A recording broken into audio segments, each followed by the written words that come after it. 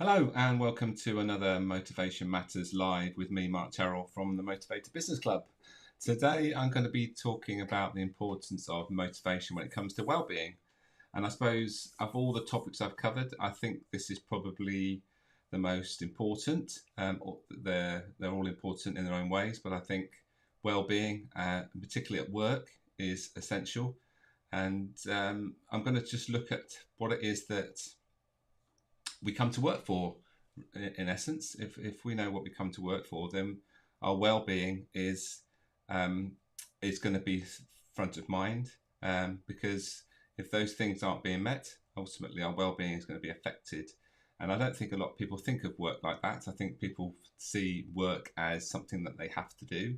But if we see work as something that is part of our life, and by going to work we need to fulfill something that's important to us, then we can then focus on the things that we get from work, as opposed to just taking it as an exercise where we go to work to earn money to pay our bills. And I think more and more people are coming round to that way of thinking. So well-being is essential to tap into those things that make you feel good, and motivation has a big part to play in that, with regards to how we take action around the things that make a difference to us, and ultimately make sure that we are keeping our energy levels high, because that's the most important thing. I wrote about it in my book, in the introduction, that the book was all about maintaining energy, and if we can maintain our energy, we are going to feel better, and that's going to be good for our well-being. Okay, so let's just summarize what we're going to cover then in the next 15 minutes or so. So motivation matters. In this session, we're going to be talking particularly about well-being. What do we really come to work for is what we're going to first of all talk about, which I've sort of alluded to already. What happens when those things are missing? That's when things start to go a bit pear-shaped for us. And then finally, how we can identify motivations. That's the key. If we can identify something, we can then improve it and maintain it, and ultimately be more focused on the things that we really want from our work. So before we go on, I think one of the things that I set up my business for was driven by the feeling that if you're coming to work and you're not really feeling what you're doing is worthwhile and is actually fulfilling you, then that does have a detrimental effect on your overall well-being. I've definitely had times in my life when I've been doing things that really definitely weren't giving me energy. They were sapping my energy day in, day out, and you can only do that for a certain amount of time. You can't keep doing that forever. You can do it for a short amount of time when there is a need, but if you're not taking action purposefully to make sure those things that are important to you that give you energy are being fulfilled, then ultimately it's going to catch up with you. So when we talk about motivation and well-being, it's about connecting what it is you come to work for, making sure those things are being fulfilled and give you energy. You then get the benefits of feeling better about what you do. You perform better. So with regards to a business concept or a business, why a business would want to invest in motivation, it's a win-win, because the individual benefits and also the business does. So there's no real downside. But there is a problem with motivation, in that we find it hard to identify and then act on it. But that's something I'm going to cover at the end of this session, to give you a way that you can actually identify, measure and describe motivation. And once you can do that, it's going to be a lot easier to focus on those things that are really important to you. So when we think about the things that are the things that happen when we are not getting our motivations fulfilled, these are again linked to our well-being. Firstly, that if we're not getting those motivations fulfilled, our well-being is affected by our ability to be resilient. So if we are motivated we've talked about it a lot on these live sessions. Motivation is linked to energy. So when you describe someone that is motivated, uh, the next word that comes to mind is generally energy. They have high energy. So when you have high energy, it gives you the ability to be more resilient and bounce back from setbacks and things that haven't gone right in your life and work. So resilience is a key thing. Stress reduction is, or if you haven't got your motivations fulfilled at work, then your stress levels are going to be particularly higher. It's sort of linked to that resilience as well. But if you are coming to work feeling that it's not really something that you're into, it's not something that's fulfilling, then your stress levels are going to be increased. And if you're having to deal with things day in, day out that you really don't want to, because we're talking about really what we want to do as opposed to what we have the ability to do, and that's another trap that we fall into. When people come to work, they focus on their skills, so they upskill themselves so that they can do something, but they never ask whether I really want to do this. They go along this sort of conveyor belt of this is the next thing I need to do. And classic example is when people are promoted to be a manager, and if they have not prepared themselves and also not actually realized whether they actually want to manage people, then when you get to that position, they've taken the salary increase that goes with it, which sounds nice. But when they come to do the work and when they realize that actually managing people is the least important thing in their lives, and the things that they actually feel saps their energy, then they're on a path to misery and poor well-being, I would suggest. So when you have your motivations being met, you have a much more positive outlook. So that feeds into that well-being feeling. When we're talking about, I suppose we're talking about a link here to mental health, or I prefer to talk about mental fitness. So you have the ability, like your physical fitness, to take actions. And when you can take better actions and more focused actions on a particular area of your physical health, then you can really target that part of your physical health that needs to improve.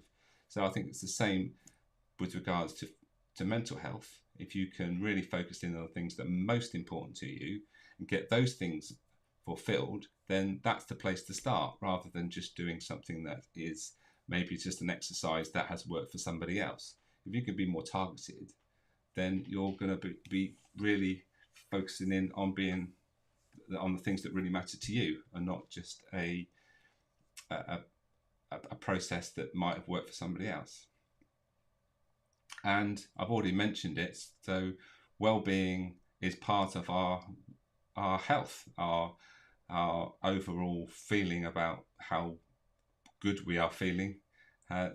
Goes straight into the fact that we are feeling good, we have our high energy, and our health has a knock-on benefit from that. Because if we feel good about ourselves, then we tend to look after ourselves better, and we make better decisions. When we make better decisions, then we are going to get the benefits on a long-term basis. When we're in a bad place, when we're not looking after our well-being, we make short-term decisions, maybe eating things that we shouldn't be eating, or not doing the exercise that we know we should do. So it's all linked to our well-being, and when we're looking after ourselves, then ultimately that we feel better and we're going to perform better at work. So the most important thing to remember is that when we are motivated, we feel good. That is definitely one of the biggest factors when it comes to well-being. When we feel good, then our well-being is definitely on the right track.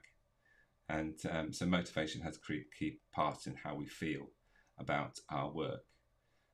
So there's a little bit of a look into when our motivations are missing. So I'm at the start of the the session, I mentioned that we need to be able to identify, measure, and describe motivation. So I'll just quickly share with you the model that I use. This is the motivational maps, 9 motivations to work. And the way it works is we can identify or put all these 9 motivations into an order. Just give you a quick look, and that's how it looks when you've completed the 10-minute diagnostic questionnaire. So when we look at these motivations with regards to wellness, what sort of things should we be looking out for to make sure that they are being fulfilled? So let's pick a few. So let's look at expert for starters. So the expert is about feeling that you have knowledge and the knowledge to perform well. When you have the knowledge, then you have experience and mastery of a topic. And if you have a high expert drive, those are the things that are important to you. You don't want to feel that you are looking foolish. That's one of the key sort of negative drivers to the experts. If they're feeling that they are, this is a high expert, somebody that has expert, what we call in their top 3, then they would not want to be put in a position where they don't know enough about something. And that would be, obviously, if you're doing that on a day-to-day basis, you're doing something that you don't really know much about, then that's going to have a knock-on effect to the way you feel about yourself and your general well-being. Over here is the defender motivator. So the defender motivator is about security, as it says there, security, predictability, and stability. So if you're going to work and one of your top motivators is those things, security, predictability, and stability, and you actually get none of those things from your work, yes, you can perform reasonably well in the short term, but in the long term, if you don't have any sort of stability, and that's what you really want from your work, then that's going to have a knock-on effect with the way that you feel. It's like I say, it's not a short-term thing in most cases, but as the days go by, day by day, and as time goes by, you're going to feel less and less that your work is fulfilling you, and that has a knock-on effect to how your well-being going forward. So let's pick out just one more with regards to, we'll pick out a growth motivator, because we've done an achievement and a relationship. So searcher is a classic example, which comes up probably more often than not when it comes to well-being. So I've had numerous conversations with people who are disconnected or just with their work. They just don't feel as if their work is worthwhile and fulfilling at all. And when we have the conversation, it tends to be that they've just lost sight of the fact that they want to make a difference and they don't know how they make a difference. So this is key in many respects to, if you're leading a team, if you want to focus in on the well-being of your team and you believe that they're high searchers, then make sure you're catching them doing things right and feeding back the difference that they make and the connection to the outcome that they're contributing to. So these are classic symptoms of when they're not getting any feedback with regards to what they're doing and how they're contributing, then they start to gradually feel that what they do is unworthwhile. So there's a quick look at the motivational maps model and how it sort of fits into our well-being, how we feel about our work. So I hopefully what I've been talking about with regards to well-being is resonating, because that is probably the number one thing why I do what I do, because I believe that everybody should come to work to be fulfilled and feel that they're doing something that's worthwhile and motivates them. Because ultimately the opposite is just not worth it and becomes a real drain on us as individuals and has a detrimental effect on our well-being. So if you'd like to get in contact, so I'm just going to share with some details. This is my website, and on my website you can contact me. If you go down to the bottom, you'll find that there's a contact button. Get in touch just there, and just fill in the form, and I will get back to you as soon as I can. If you'd like to just check out a bit more what I do, there's some links there to some vlogs and podcasts and things that I've been involved with and from myself. There's a link to the Motivated Business Club, which is where I've pretty much put everything in there from my 30 years knowledge and all the tools and techniques that I now use with my clients. There's my last live session that you can see on my YouTube channel. I've written a book about motivation. I've called it Motivated, and in that book I step through the 7 steps of how to get the measure of your business. So you'll get that, and the first 2 chapters firstly about the importance of enjoying the journey and looking after yourself.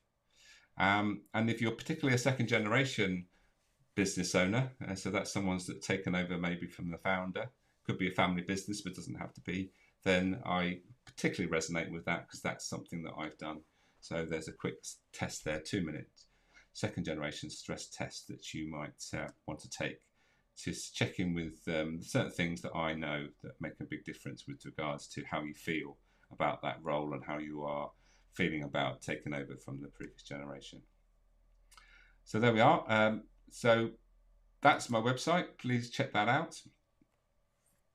Lots of information on there, lots of freebies, and feel free to get in touch with anything that I can help with regards to motivation, your well-being, how to get the best from everyone in your organisation, but most importantly, yourself. If you're a business owner, making sure that you're looking after yourself and your well-being by focusing in on the motivations that you really want or need to be fulfilled in what you do.